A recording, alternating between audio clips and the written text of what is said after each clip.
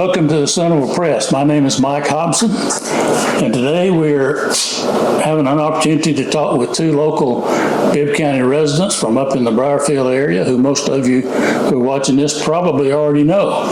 To my left here is April Weaver, Senator April Weaver of the Bibb County Senate District 14, and her mother, Patricia Clark, is sitting over here making sure we do this right. So today we're going to talk about their recollections of the Bibb County Brent Centreville tornado that passed through here on May 27th, 1973, and came right through their front yard or through their front door. So we're going to talk about their experience with that tornado. So welcome to the Centreville Press. Thanks for having us. April and Pat. Thank you. Now, I know they're both nervous about having video made, so we're not paying attention to that. April's an old pro. Pat is a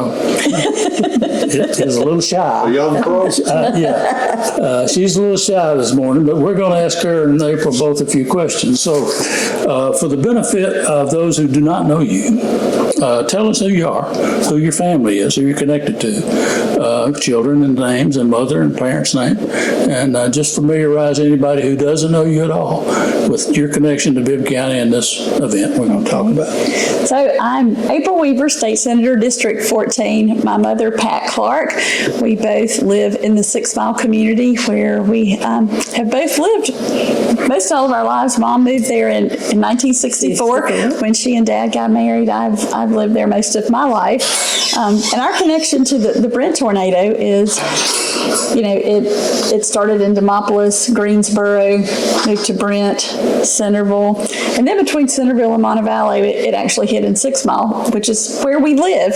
And our house at that time was our house, my grandmother's house, and then my grandparents' former grocery store, the old Clark's grocery store that my dad had actually started the Clark tractor business in back in the 60s.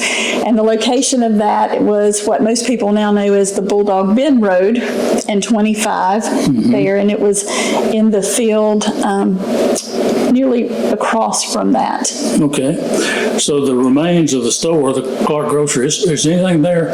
There's nothing. So if you go there now, if you're familiar with the house where I grew up, there in 6 Mile, where Mom used to live, my uncle lives there now. That house, you go over the hill, and it's the field that's on the right there. And that's within sight of the Clark Tractor building that is there? Nope. No, so Clark Tractor is more towards Centreville. The house where I grew up is on the right. You would go over the hill towards Montevallo, and it's the field that's fenced out on the right before you get to the Bulldog Bend Road. Okay. But there's nothing there now. All right. So in 1973, do you remember how old you were? I was 2. Just a baby. So I have some pictures here. Yeah. And I don't know, maybe that's you in that picture. That is. Tell me about that picture. So in that picture, and I'm not sure if you can see that or not, that is Mom holding me where our house stood before the tornado came through 6 Mile that day. Now, Pat, do you remember, I know that I'm not supposed to ask how old you are now, and I wouldn't ask that at all. But do you remember how old you were at that time? Well, I'm 80 now, so you can subtract 1973 from it. Okay, I'll have my secretary do that math. So tell me what you remember about that morning, because I know April, I see her in the picture there. I don't know what recollections you have. So this picture is actually this picture, and this might be a better picture for your viewers to see. So you can see there's absolutely nothing left. I think there's one seal left of our house. And a fishing pole that had been stuck up under there. Well, where were you when the tornado came through?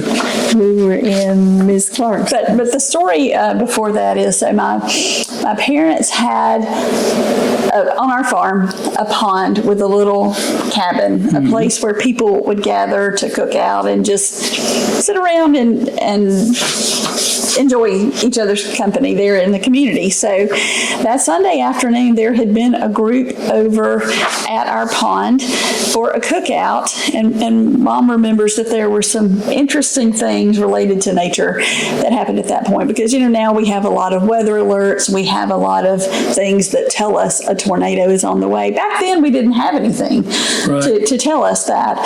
So they had been over at our pond with a group cooking. My aunt had been there. My grandmother had been there. A lot of other. We had some friends from Mississippi were there, and they were telling me that there were some strange things that happened. Well, I remember Dad's bull. He was leading, and he came across the dam with all the cows following him.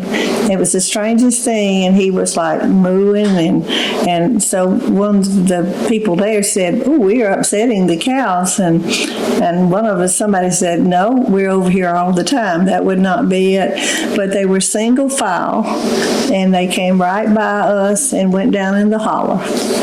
Really? And everybody was saying, we're upsetting the cows. And, I guess they had more sense than we did as far as knowing what was coming. But we didn't lose not one.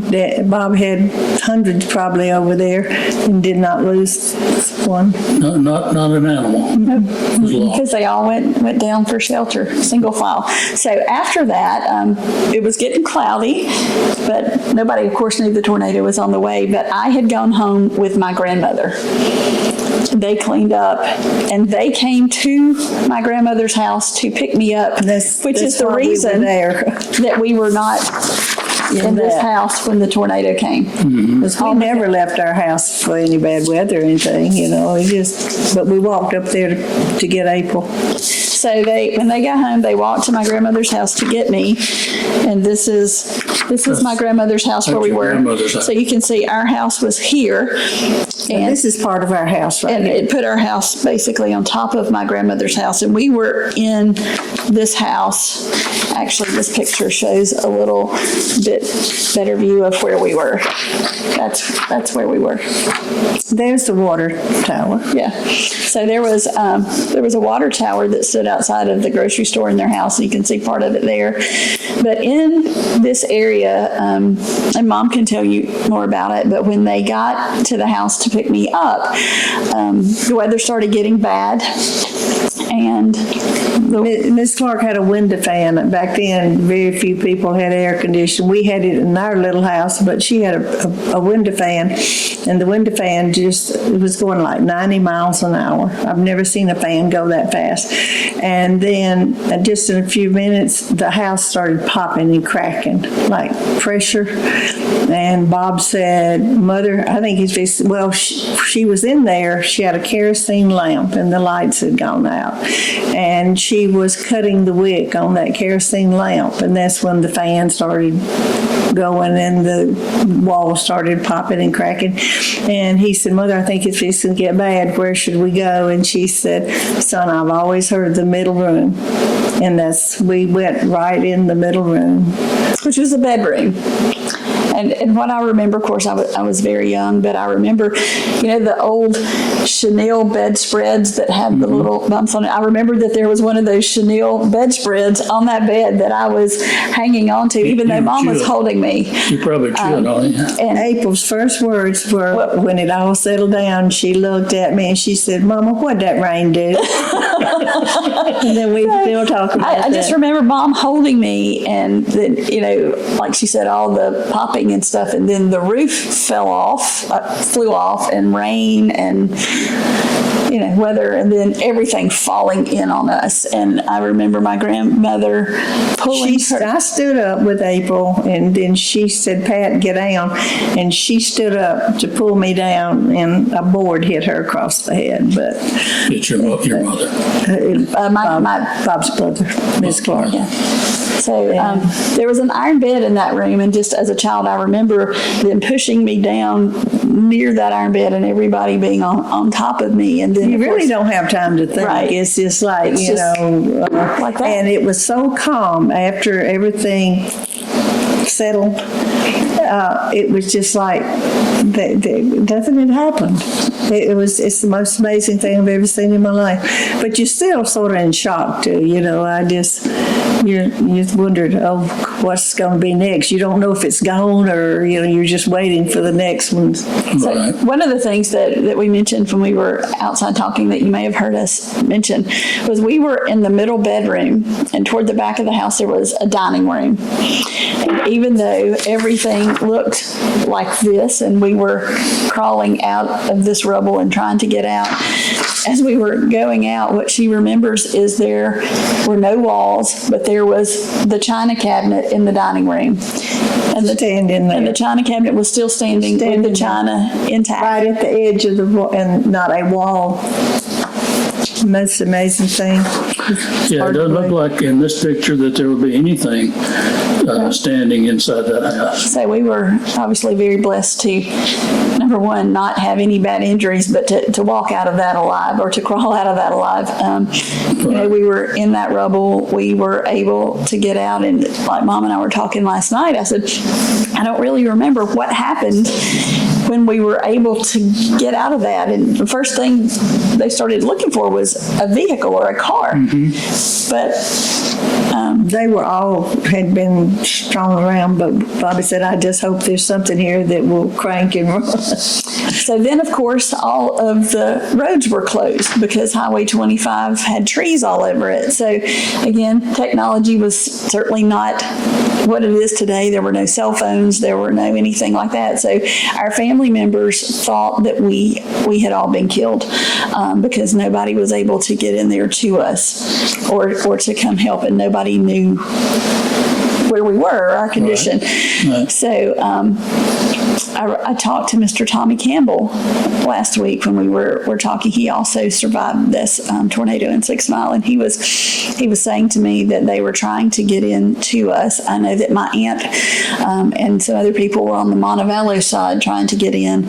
We also had friends and our community members on the side towards Centreville trying to get in, and somehow we were able to go across a field and not use the highways, but my dad had lived there his whole life, so he knew how to navigate and get us out of there to a place where that we could get help. The tornado, I know it touched down in Brent, and there was some damage in Centreville around the hospital, but from there towards your house, was the tornado on the ground anywhere? Do you recall? I don't know the answer to that. I don't know the answer to that. So how much damage was there around you, around that house, other houses? It was the lake where we'd been that day. It was all gone, and it went through Golfer's Trail. It came up that way, went across Golfer's Trail. So complete devastation in our area. I mean, look at that. In 1 second, we were homeless. We lost everything we had. Not only me, my grandmother. It happens fast. Exactly. Well, how long was it before anybody could get in there to where you were? Bobby, we went to Mr. Morgan and Miss Myrtle Lovejoy's house. Which is just across from the 6 Mile Creek Bridge. 6 Mile Creek Bridge. Okay. Well, that's a pretty good walk from. No, we were in. You were in a car. They found a car that would crank. Okay. I think we were in Bobby's truck because we had a car and a truck, and Bobby just bought that truck a few weeks before. But anyway, I just can't really remember. I just know it took us a while to get there, but we got out of the vehicle and went in. Of course, everybody was grabbing and hugging us. When we pulled up, they said, "We thought you all were dead." If they'd seen your house, they would have been probably pretty sure of it. And so everybody was grabbing and hugging and crying, and then we lived with my parents in Montevallo for about 3 months, or 2.5 months, till we could get situated, and then we started building the house we have now. So an interesting fact that goes along with that, 30 years ago, I was doing clinicals in nursing school, and did some clinicals at what was then Bessemer Caraway, which I think is now UAB West. So I was taking care of this elderly woman who, she asked me where I was from, and I told her, and she said, "Oh goodness, I used to volunteer for the Red Cross." And at some point in the 70s, I volunteered near there for a tornado. And I said, "Yes, ma'am, I'm very familiar with that tornado." And she said, "Well, where did you live?" And I explained to her the houses that we were in. And she said, "You were that little girl that was in that rubble. I always wondered what happened to you." So at that point in life, it had come full circle for us, because I guess as a part of the Red Cross, she had been there the day that we all needed help. And then as a nursing student, I took care of her. So it's a small world. So how did y'all go about getting this mess cleaned up and so you could restart on rebuilding? Bob got somebody with bulldozer and dump truck, and I just remember that, them coming in and just cleaning it all up. So y'all had to take care of it all yourself with no outside assistance. It's a very long process. Right. But it was one of those things that, when you lose everything, you don't have anywhere to go but up. So when you lose everything like that, and again, your home, all your belongings, everything you have, you just have to be resilient, and you just have to continue to rebuild and get back on track. Right. So was anybody else in the 6 Mile community that lost their home that you can recall who they were? Tommy Campbell and his family. And I guess us now, Kermit and Edna Stevens, they lost part of their house. They had added on an addition, and the original part stayed, and the addition, they lost it. But they still had living quarters, and all that they could. It was just the new part that was torn off. So many of those residents of 6 Mile that were alive 50 years ago when this happened, they've all passed away now, or a majority of them have. And so it's, as we were searching for people who lived through that, there's still some, but a lot of the older people there in the community. Well, I guess I'm one of the older now. Oh, mercy. Well, I won't touch that. So, was anybody else injured in that community that you recall? Not that we know of. And if Miss Clark had her standing up to pull me down. Did she have a serious injury? You said she got hit in the head. We had to take her that night to be taken care of, Then they fixed her up. But she her home. She recovered from that, okay. And besides minor injuries, of course, I think Mom had a nail to her leg. Yeah, and when we were trying to get out. But of course, when you're trying to get out of something like that and you only have you don't know which way to go. You wonder if which way's out. Just trying to get everything off of you. Well, was it by the time this came through? Was it still daylight, or was it dark It was at that time? Our electricity went off at 7:35, and it was still daylight, a little daylight. Still had a little bit of light, so you could see to get out. I know when we got out of this, I could not wait to come around the house to see how much of our house was left. I assumed that, there was some of it left. And I just can remember the shock of looking and seeing there wasn't a piece of our house left.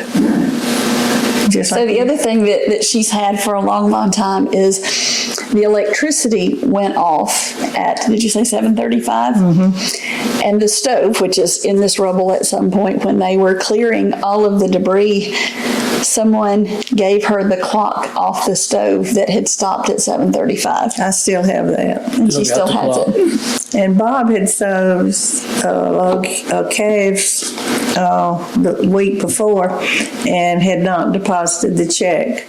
And I don't know, a week or so after. It was laying on the counter. It was laying on the counter in our house. And he had stopped payment on it because he thought, that check, I wonder where it is.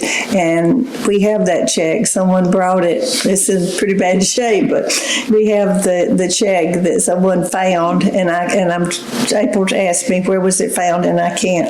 But it was way off somewhere. For some reason, I think it was somewhere on the other side of Shelby County. But I'm not sure. We don't remember. You know, they It found was- a bunch of Brent things in Calera, and I can't, if I say it, it might be wrong, so, but I know it was It traveled a brought to long us. way. Did you recover any of your keepsakes from the house, or did you, like photographs and scrapbooks and Bibles and family things? The albums we had, like the first pages, the front and back, was so much water. And some of the middle we saved. But, I mean, our things were just all in the woods everywhere, just scattered everywhere. Right.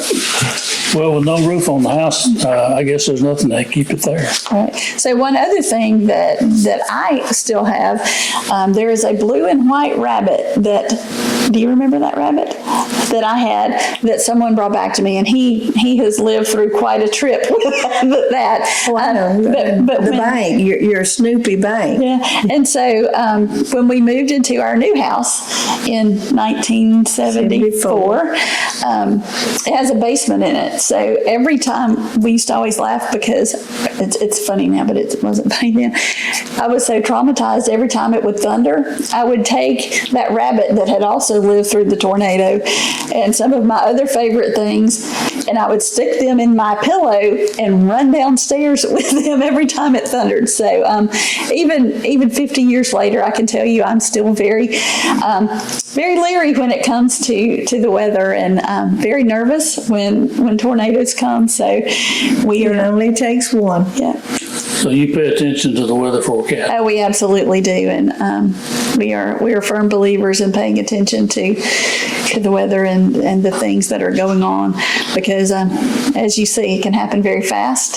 Have you got a safe place to go over where you live now? Absolutely, we both have basements in our houses.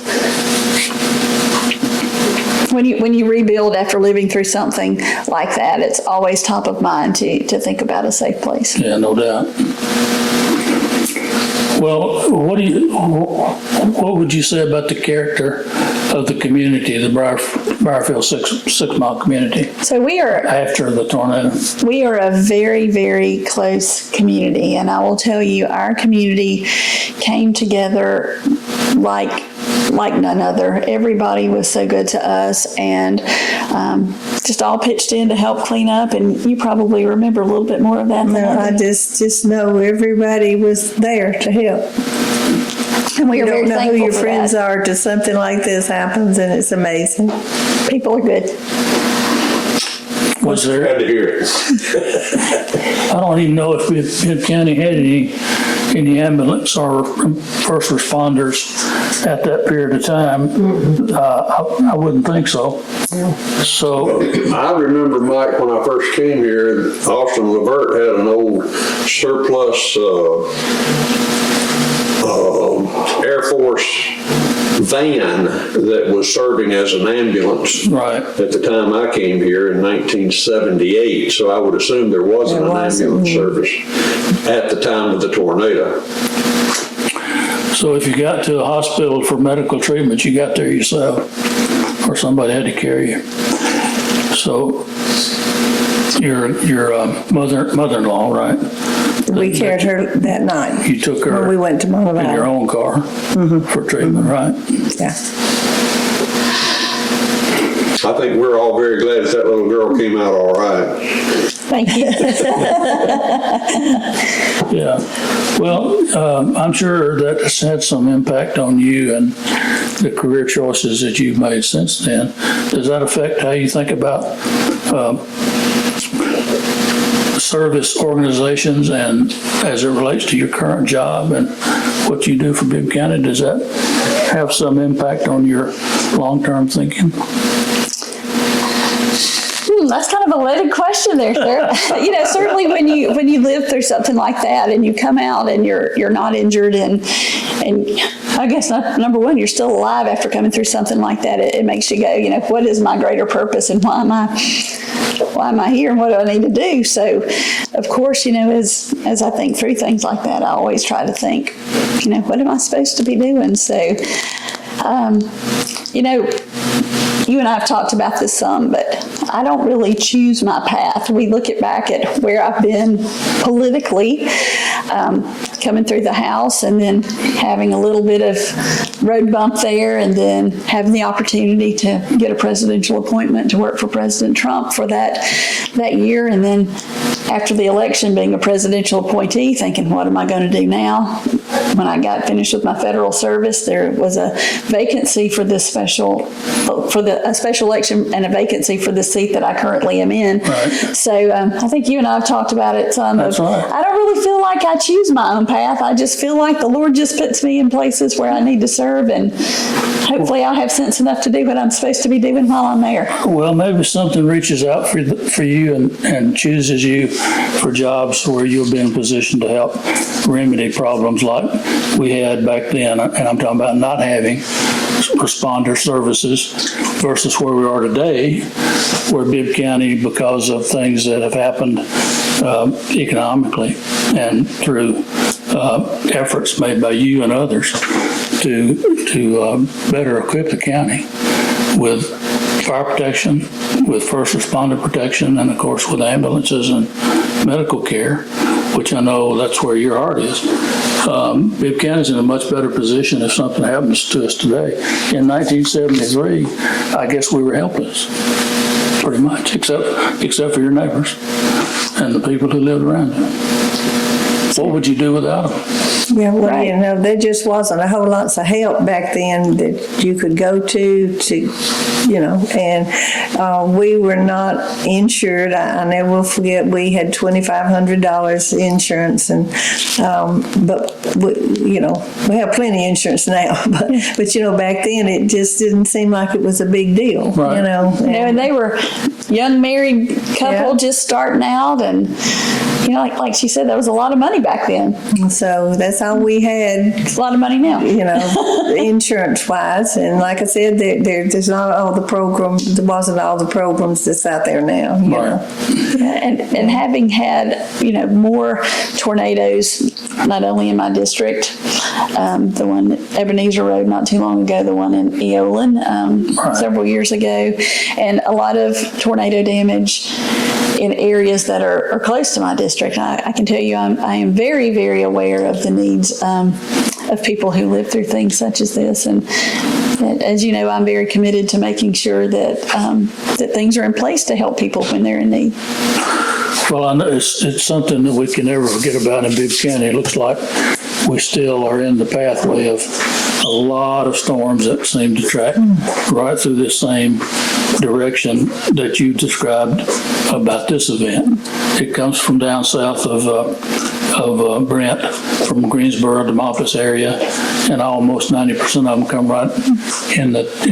I think there's a railroad that goes through here that they follow. Right, it's all in the direction of Brent and Centreville, and then right across Brent and Centreville up to 6 Mile and Briarfield. That's where they all seem like they want to go.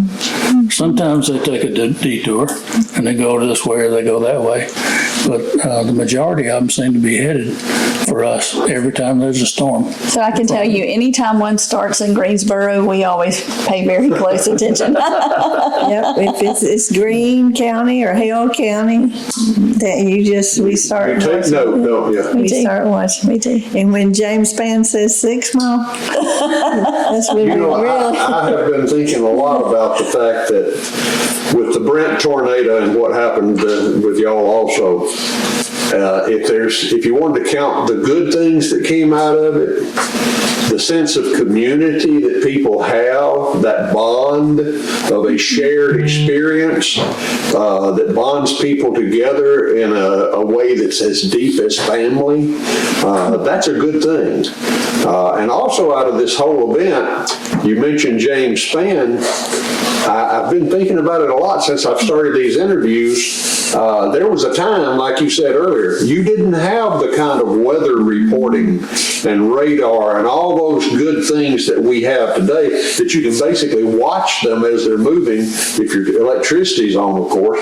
But James Spann, I remember, and I think y'all probably do too, there was a time TV stations did not stay live on the air during inclement weather. It wasn't priority to them. Right, everybody wanted to watch TV. But there was a gentleman that changed all that. His name's James Spann, and he Exactly was inspired by what he saw and what he experienced when he came to Brent, Alabama, and Bibb County, Alabama, during that tornado. So out of that bad thing, there's no telling how many lives have been saved because of the work that James Spann did in working through getting broadcasters to pay more attention to the fact that during inclement weather, they needed to stay on the air and keep people apprised of what's happening. And I think that there's no way to measure it, but a lot of people have been saved because of the fire that I think the Lord put in him back many years ago when the tornado came through Brent. I think that you're absolutely correct, and I think I agree with you in every sense of what you just said. I think that he has done great work, and having been involved in this tornado, I think, like you said, it just started a trend for something new, and there's no telling how many lives have been saved because of him and his work. I think you're right. And I hope as you go around your district that you will promote people buying weather radios, not relying on outside sirens, because they are only for people who are outside in close proximity. And James Spann stresses that in all the schools, in all of his speaking engagements. Buy a $50 or a $30 weather radio. Program it to your polygon, your county, and be weather alert. Right. I and I totally agree with you in that. And also, I think that our local county people are doing a great job.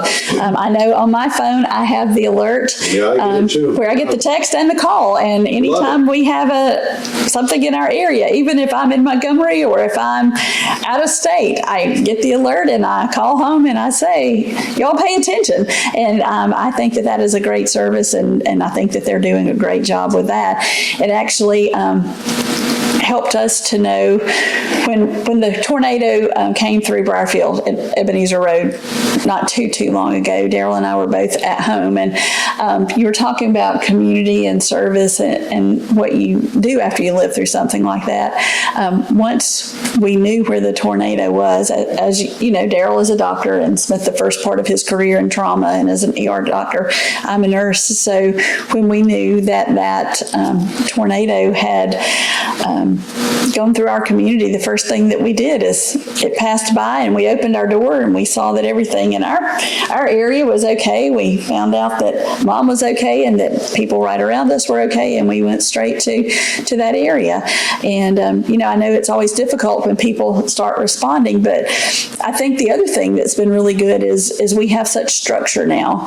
And I know that night that the tornado hit Briarfield, the Briarfield Fire and Rescue set up a communication point, and the community knew to go right there to that point for them to say, I need your help here. And the instant command structure that I don't think we had back then is now in place, and it works fabulously. The volunteer first responder group that you've got in your community is outstanding. I've never seen one better.